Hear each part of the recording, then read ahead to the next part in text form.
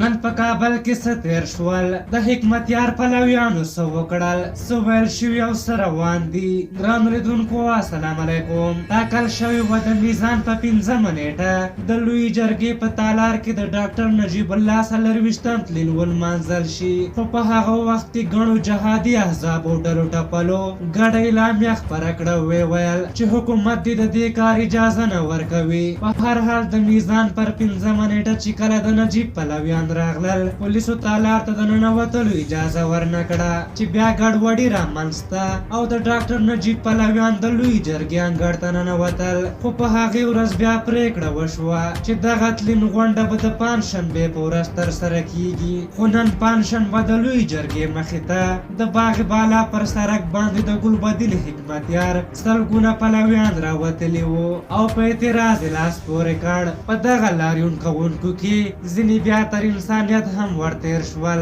ځینې د نجیب عکسونو ته ور واچاوه او ځینې پرې له پاسه ودرېدل چې دا یو کاملا غیر انساني عمل دی د حکمتیار د پلویانو دغه لاریون سخت غبرګونونه راپارولي او د ګلبدین حکمتیار باره کې بیا ځینې سیاسي شنونکي وایي چې حکمتیار په دې کارونو سره غواړي د ISI هغه پروژه بیا تازه او پر مخ یوسي چې افغانان او خصوصا پښتانه په ډلو وویشي او د پښتنو ترمنځ نفرت رامنځته کړي ځینې خلک بیا وایي چې دوی د حکمتیار پلویانو ته حیران دي چې په 21مه پېړۍ کې هم دوی کې عقل پیدا نشو او د افغانستان وضعیت درک نشوی کړی البته د یادولو وړ ده چې د ډاکټر نجیب تلین غونډې جوړونکي کمیسیون وایي لا هم د غونډې جوړولو نیټه نه ده ټاکلې او په دې اړه یې بحثونه روان دي یعنې نن هلته د غونډې کوم پلان نه و په هر حال د افغانستان د اساسي قانون له مخې هر افغان د سوله ییزو ناستو او لاریونونو حق لري